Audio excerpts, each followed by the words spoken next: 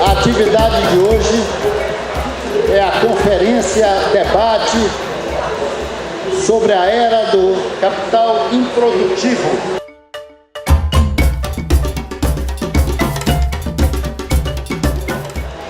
Será apresentada pelo professor Ladislau Dalbo e seus convidados. A Era do Capital Improdutivo não é um livro de economia, de economês. É um livro para explicitar como está sendo desorganizado todo o nosso sistema político, todo o sistema econômico, através, essencialmente, de mecanismos financeiros. Um livro que fala as verdades simples, mas muitas vezes ocultadas. Sim, nós deixamos de controlar o capital, deixando desta maneira que ele nos controle. No caso brasileiro, nós temos uma situação muito especial que abordei nessa pesquisa, a Era do Capital Improdutivo, porque o sistema funcionou durante o que o Banco Mundial chamou da Golden Decade, da década dourada do Brasil, 2003 a 2013, e essa década dourada em que ao mesmo tempo se melhorou o social, se melhorou o político, se melhorou o econômico, porque as empresas tinham que para quem vender, as famílias consumiam mais, gerou-se mais recursos para o Estado e esse sistema funcionou. Por que foi quebrado?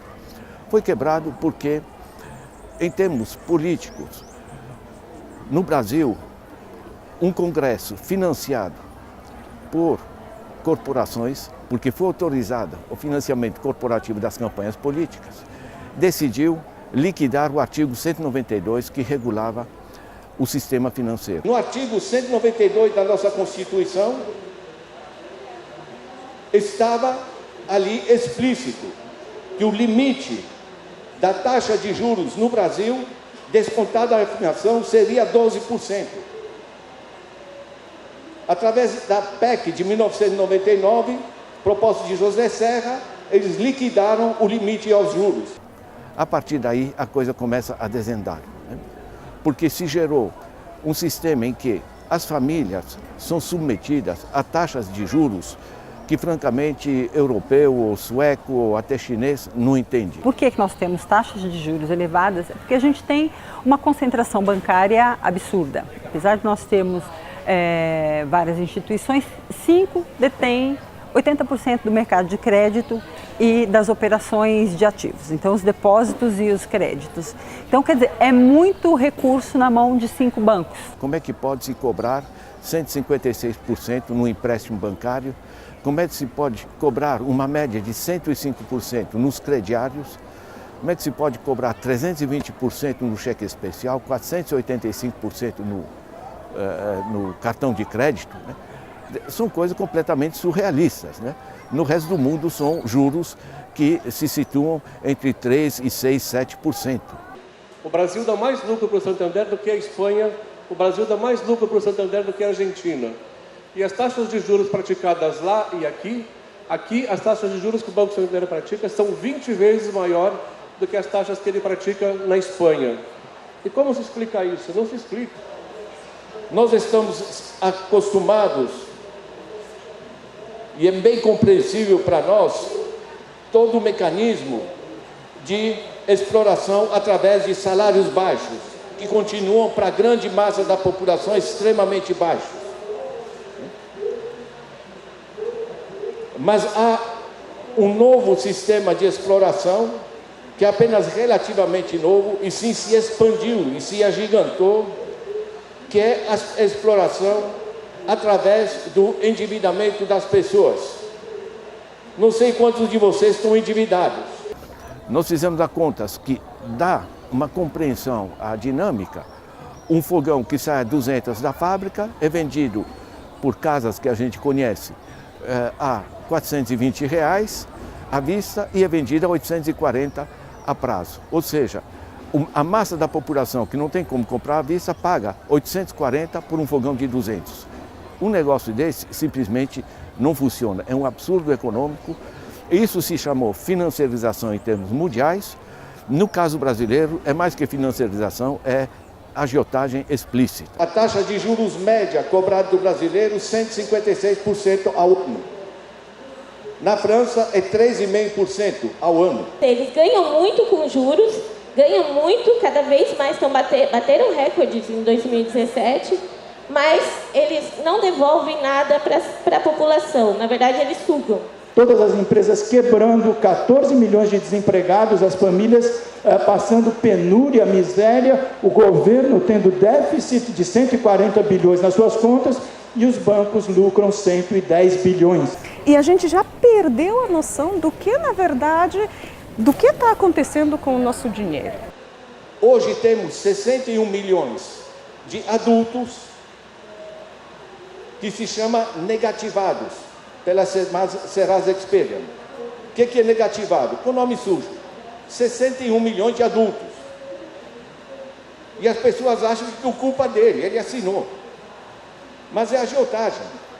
Se vocês pegam 61 milhões de adultos, juntam a família, porque são os adultos, mais da metade da população brasileira se tramou. Quando não consegue pagar as contas anteriores com a dívida, obviamente essas pessoas não vão estar comprando mais. Resultado, já em 2011 para 2012, com essa taxa de juros, a economia foi baixando de ritmo, porque as pessoas não conseguiam mais comprar. E o que se exige, então, do conjunto da sociedade, através da política econômica do governo, é uma compressão das despesas de natureza social, as chamadas despesas primárias.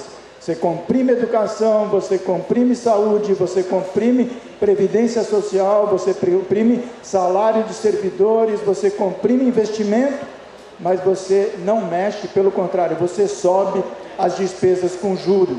Reduziu-se a demanda das famílias, o que reduz a atividade empresarial. Isso levou as empresas a desempregar as pessoas, e o desemprego, que estava a 4,3%, subiu para 13%. Quando você gera desemprego, você reduz mais ainda o consumo das famílias. Estão entendendo? Gera a bola de neve e gera a crise. Educação, saúde, cultura, lazer, segurança, que curiosamente no Brasil se apresenta como gasto, quando no resto do mundo é visto como investimento. Como é que se travou isso no Brasil? A partir de 96, 1º de julho, entrou a taxa Selic 25%. 25%, gente. O juro sobre a dívida pública nos Estados Unidos é 0,75%. Na Europa é 0,5%. No Japão é 0,0%. Porque não é para ganhar dinheiro chupando imposto.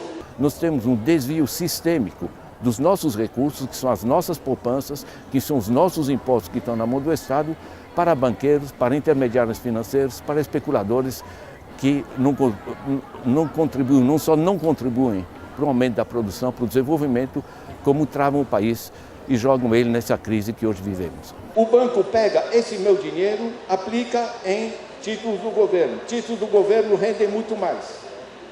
De onde o governo tira dinheiro para pagar aos bancos? Transfere isso através dos nossos impostos, do Tesouro, transfere para os bancos. Ou seja, de um bolso eu tiro o meu dinheiro, ponho no banco, que me paga uma merreca, de outro bolso eu dou uma porcentagem elevada, sob forma de impostos, para o governo pagar para os bancos, para o banco ter o prazer de ter o meu dinheiro. Certo? É simpático, né? Descobriram que fazer gerar dinheiro rende muito mais do que o trabalhoso esforço de contratar, de comprar máquinas, de adquirir patentes de tecnologia e tudo isso, e produzir, e enfrentar trabalhadores, toda essa coisa, né? Então, na realidade, se deslocou radicalmente a lógica. Se a gente pegar os últimos 20 anos, foram 5 trilhões, eu repito, 5 trilhões do orçamento público brasileiro dirigido para o pagamento de juros e serviços da dívida pública. Isso é quase um PIB do Brasil. É uma loucura e isso não se discute. O curioso é o seguinte, com esse ganho do sistema financeiro, que gera no mundo 8 famílias que têm mais patrimônio do que a metade mais pobre da população, isso é absolutamente insustentável. E quando se acrescenta que essas famílias não produzem nada, só extraem através de mecanismos financeiros, você chega à conclusão do Martin Wolf, que é nada menos que o economista-chefe do Financial Times. Estamos no coração do sistema. Ele diz que esse sistema perdeu sua legitimidade. Nós temos que voltar a um sistema em que as finanças passem a servir as atividades produtivas, às famílias, que eles sejam o que eles são. Eles são um meio para ajudar a desenvolver, porque ele não cria essa riqueza, ele só usa a riqueza dos outros. Então é isso. Por que a gente não faça uma economia que seja mais humana e mais social, no sentido mais orientada para a pessoa, para um grupo, para a comunidade? O investimento no homem se descobriu que é o que mais funciona em termos de levantar a capacidade de um país, capacidade econômica, capacidade social, né?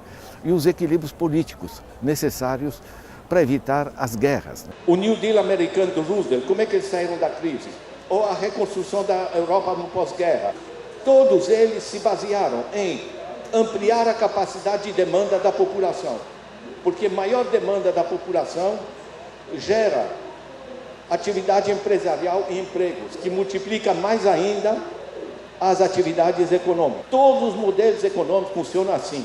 Você redistribui o que gera demanda, demanda gera atividade empresarial e mais emprego gera mais demanda, ambos geram receita para o Estado e o Estado cobre o que colocou.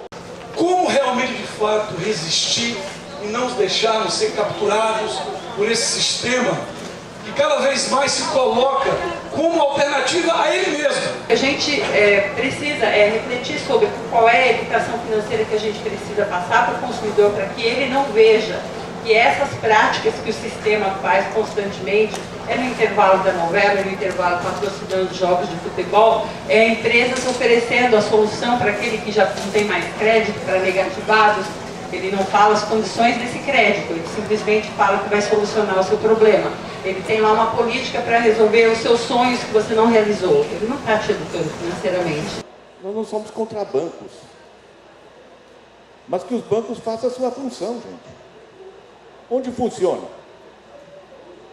Pega na Alemanha, os sistemas Sparkassen, caixas econômicas locais, que asseguram que as poupanças das pessoas são revertidas em atividades nas cidades, gerando emprego, financiando infraestruturas, coisa do gênero. É muito útil ver que com pequenas variações, o que está funcionando no planeta é isso, o resgate democrático do controle dos recursos. Você fazer democracia política sem a democracia econômica correspondente é apenas colocar a cada 2 a 4 anos um papelzinho ou marcar um nome no computador. Isso naturalmente não é democracia. Então é importante que a gente tenha clareza política, que as opções, ela existe. Não é uma naturalização de que nada pode ser diferente. Agora, a gente precisa ter a coragem política, o ousar mudar. Você equilibrando a renda individual, pessoal, né, para os pequenos gastos, coisas do gênero, e você assegurando o bem-estar através da organização econômica e social, você tem realmente uma sociedade que funciona sem precisar dar grandes gritos ideológicos para uma banda, para outra. É só olhar o que funciona, onde funciona, ajustar em função das diferenças nacionais e assegurar com isso o resgate, que é o ponto de partida do controle do sistema financeiro. Eu acho que a gente tem mesmo que multiplicar esse debate, que nós precisamos construir uma massa, nós precisamos de fato regular o sistema financeiro para que ele cumpra o seu papel e não para que ele tire os recursos da sociedade, mas que ele ajude a sociedade a crescer, a se desenvolver, a ter distribuição de renda. E acho que essa oficina aqui, ela é exatamente para que a gente tenha multiplicadores no Brasil todo, e isso se reproduz no mundo todo. Mas aqui é um dos piores sistemas financeiros do mundo. É uma das maiores taxas de juros do mundo é cobrada aqui no Brasil. Não é complicado. Vamos parar esse negócio de pessoas dizerem: eu não entendo de economia, não entendo de... É nosso dinheiro, gente. Somos coeditores do livro do Ladislau com muita satisfação, com muito carinho, porque nós vivemos também uma ditadura financeira da qual nós não sabemos o fim. E é dito para a gente que não há alternativas, que as decisões econômicas que nos ferem e que matam também, matam milhares de pessoas, são adotadas porque não há outra saída. A economia é vista como uma caixa preta, que a sociedade não pode interferir. E o livro do Ladislau demonstra o contrário, é por isso que é importante lê-lo. Moeda e crédito são temas da sociedade, são temas que têm que ser assumidos por nós. O sistema financeiro a gente sabe que organizar. O que tem é que ter um governo com pantalones, como dizem os hispânicos, né? Com capacidade de dizer aos bancos, sabe o que é? Vocês ganhem dinheiro na proporção em que aumenta a produtividade do país e não simplesmente travando.